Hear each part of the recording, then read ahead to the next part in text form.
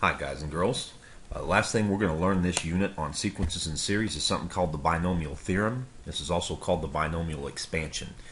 And this is a very neat way of expanding out binomials. And by binomials, I mean we've got like a plus b to some power. Let's do a few of them.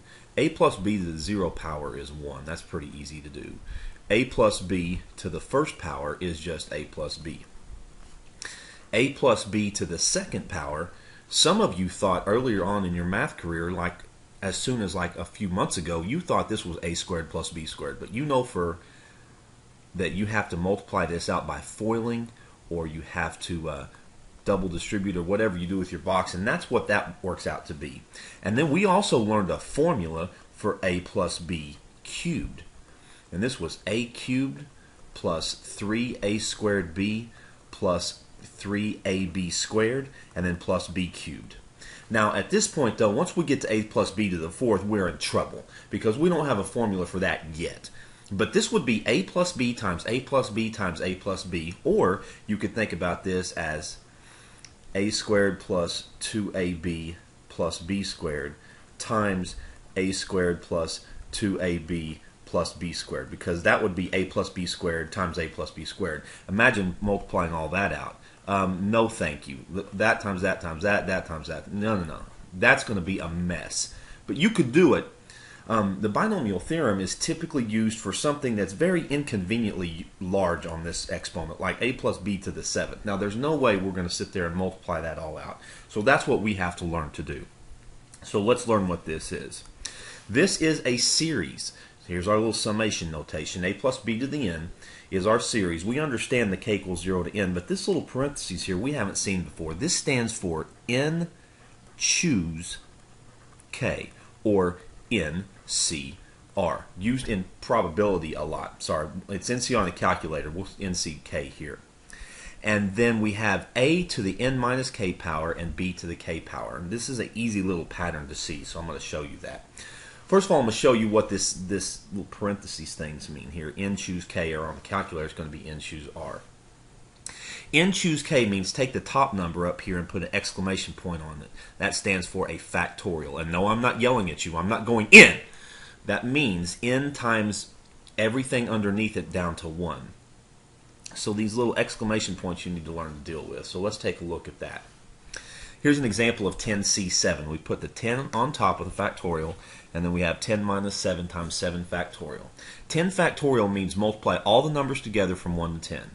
3 factorial is all the numbers from 1 to 3, and 7 factorial is all the numbers from 1 to 7. Now, instead of multiplying all these out, there's this convenient canceling thing we can do. You can cancel all the numbers from 1 to 7 on top and all the numbers from 1 to 7 on bottom, and then it's easier to simplify that way. And then, of course, 2 goes into 8 4 times. You can see I've worked this out down here. 3 goes into 9 3 times. And so what you have is 4 times 3 times 10. It works out to be 120. Now that's the math behind that, but luckily for us there's a button on our calculator that will do all of this stuff for us. So I want to show you where that button is. And if you go to your math and you go over to probability, your button is right there. It's NCR. And so what you do is you have to actually type in the number first, then you go to math over the probability and get this NCR. You see why I have NCR here, or why I wrote NCR earlier, because that's what it is on the calculator when it was NCK. You go to the NCR and then you hit 7 and you hit enter, and it will do all of that math for you, and we're going to take advantage of that.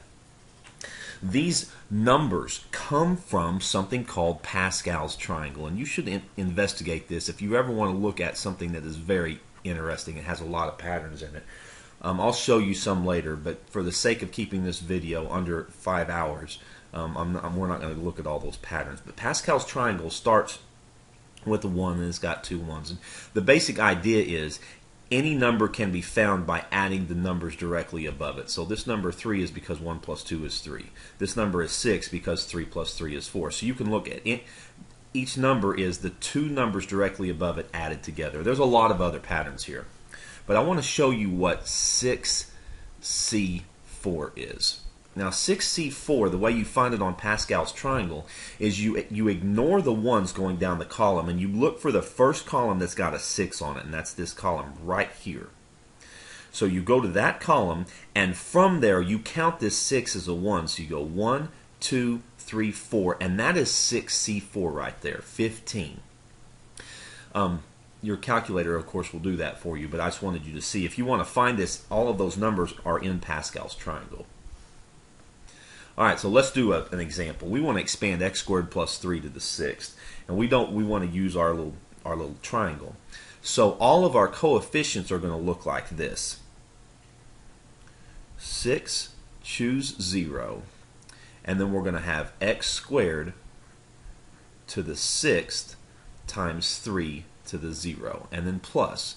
Then we're going to have 6, choose 1, and we're going to have x squared to the 5th times 3 to the 1st, and then plus.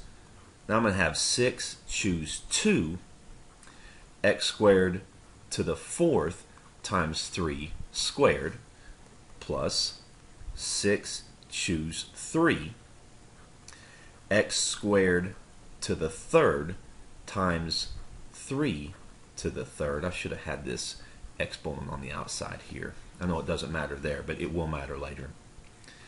Plus 6, choose 4, x squared squared times 3 to the 4th, plus 6, choose 5, x squared to the 1st times 3 to the 5th, and the last term is 6, choose 6 times x squared to the 0 power times 3 to the 6th. Now let's look at this neat little pattern.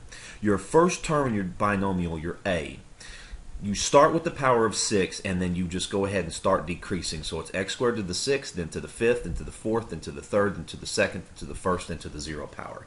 Then you go backwards with the second term, or your b. You start it at the 0 power, and then you build it up 1, 2, 3, 4, 5, until it gets to the 6th power. So let me show you on Pascal's triangle where these numbers are. The 6, choose 0, 6, choose 1, and 6, choose 2 all come from this row right here. And so those are the numbers that I'm going to put there. 1, 6, 15, 20, 15, 6, 1.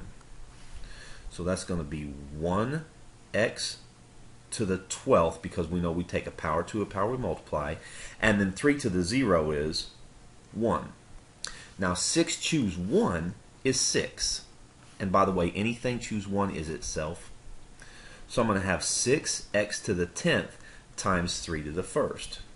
And then 6 choose 2. Oh, I went to the answer. 6 choose 2 is 15. So I'm going to have plus 15 x to the 8th times 3 squared, which is 9. And then 6 choose 3 is 20. X to the 6th times 27. And then 6 choose 4 is 15. X to the 4th times 81. I'm going to have to go to another row here. Plus 6 choose 5 is 6. X squared times 3 to the 5th, which happens to be 243. And then plus 6 choose 6, which is 1. X squared to the 0 is 1. And 3 to the 6th is 729. So look at these numbers here. 1, 6, 15, 20, 15, 6, and 1. Those come from Pascal's triangle right here. And then we start with our a, and we take it to the 6th power, then the 5th power, then the 4th power, then the 3rd, then the 2nd, then the 1st. So that's why we have x squared to the 6th is 12, x squared to the 5th is 10, x squared to the 4th is 8, x squared to the cube is 6. You see the pattern. Then you start your b, and you go backwards. You b to the 0, b to the 1st, b to the 2nd, all the way up to b to the 6th power. And this should look like, once you clean this all up, this answer right here. So that is a way, it's called the binomial expansion, and you're going to practice this tomorrow. You're definitely going to want to make sure you pay attention very closely tomorrow, because there's going to be questions like, what's the 5th term in the expansion of this? And you're going to definitely need to be on your A game tomorrow, making sure you want to learn how to do these questions, or they're going to be a bear for you whenever you take our test. So I want to see you guys tomorrow in tip-top math shape. I'll see you then.